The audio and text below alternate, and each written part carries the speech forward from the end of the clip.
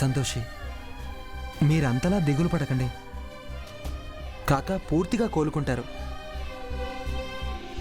అంతా నా వల్లే జరిగింది.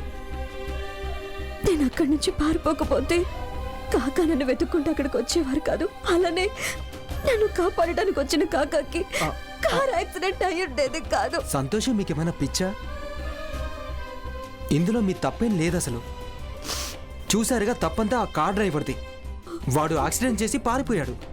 నేను ఎంతో కొంత బాధ్యురాలనే కదా సంకేత్ గారు. సంతోషి, మీరు అలా అనుకోకండి. చూడండి, నీలాంటి అమ్మ ఎవరైనా సరే మీరు చేసినట్టుగానే తను చేసి ఉండేది కదా.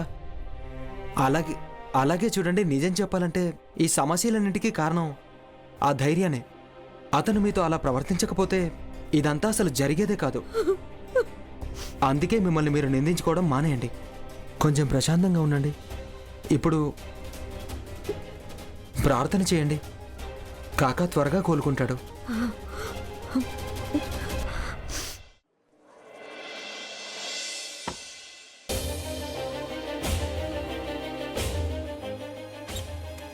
చూడండి, మా ప్రయత్నం మేము చేశాం, కానీ ఆయన పరిస్థితి ఇంకా విషమంగానే ఉంది. గాయాలు చాలా లోతుగా అయ్యాయి. అలాగే ఇంటర్నల్గా కూడా చాలా బ్లీడింగ్ అయింది. నిజానికి ఆయనకి ఇంటర్నల్ ఇంజురీస్ బాగా అయ్యాయి. ఇప్పుడు మేము ఆయన ఐసీయూకి షిఫ్ట్ చేస్తాం. అన్నట్టు మీరేనా డాక్టర్ పాఠక్ని ఆపరేషన్ చేయమని బలవంత పెట్టింది?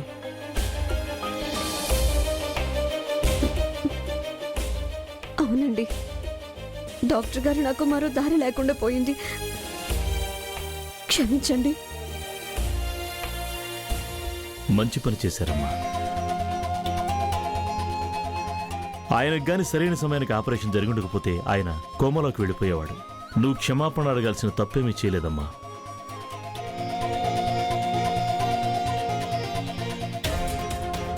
మిగతా విషయాలన్నీ పాఠక్ గారితో మాట్లాడండి.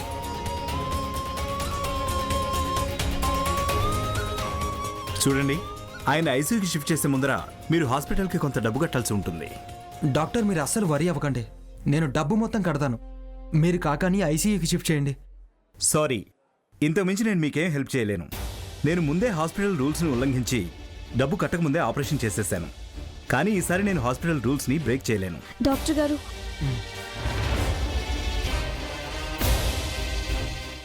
డాక్టర్, ఎంత డబ్బు కట్టాలి? మీరు వెంటనే 50,000 రూపాయలు కట్టేసేయండి.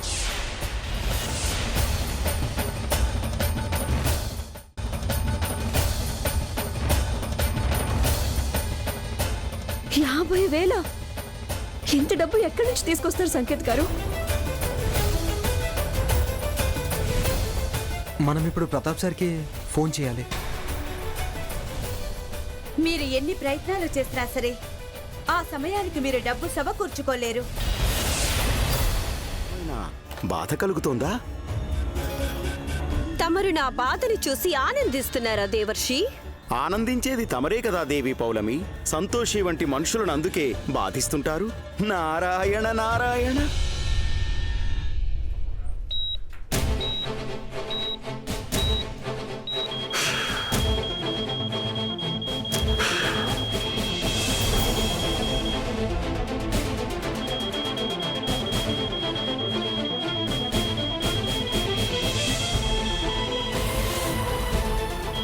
డాక్టర్, చూడండి దేవర్షి, అటు చూడండి. ఈ వృద్ధుని శ్వాస వాయువులో కలవనుంది. ఇదే సంతోషి భక్తికి పరిణామం. వెళ్ళండి, వెళ్ళి మీ అమ్మ సంతోషిని ప్రశ్నించండి ఈ వృద్ధుని జీవితానికి ఇప్పుడు పరిణామం ఎలా ఉండబోతోందని. నారాయణ నారాయణ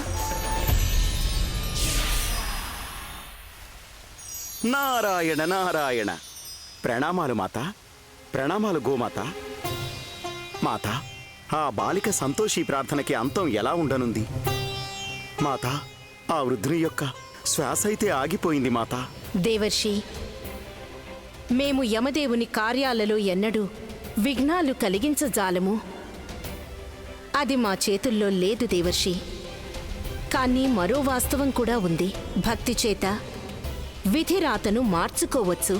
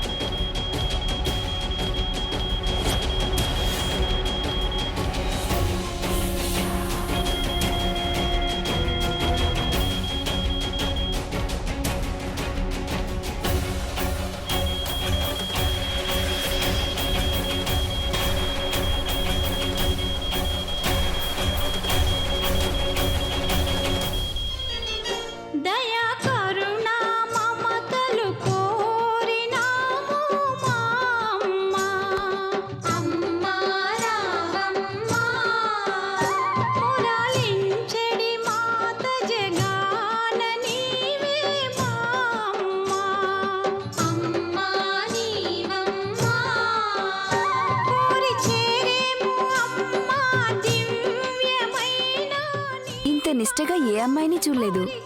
రాత్రి నుంచి కంటి మీద కునుకు లేకుండా పూజ చేస్తుంది.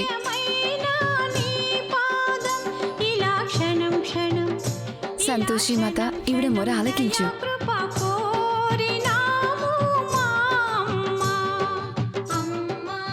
ఈ సమయాలు యమధర్మరాజు మా పక్షాన్ని నిలబట్టారు.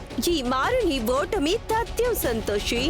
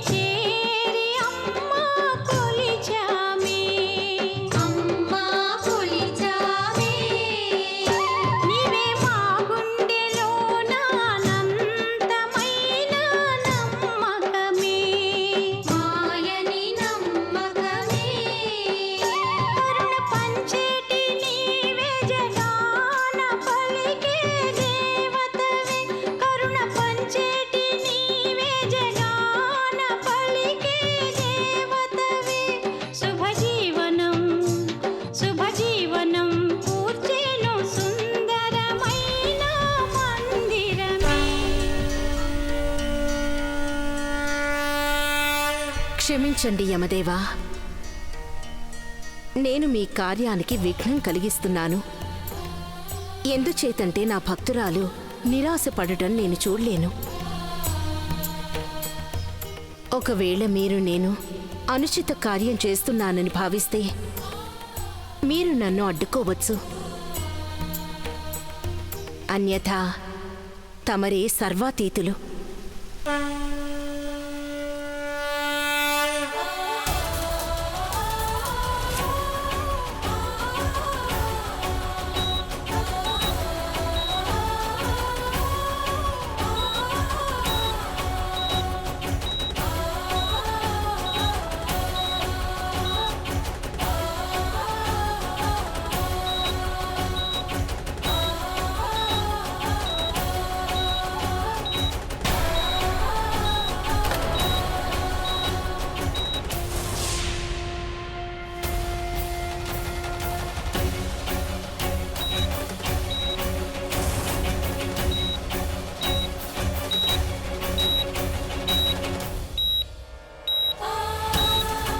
సంతోషిని ఇంట్లో నుంచి గెంటేస్తే నిన్ను కొట్టిన చెంపదెబ్బకి ప్రతీకారం ఎలా తీర్చుకుంటాం?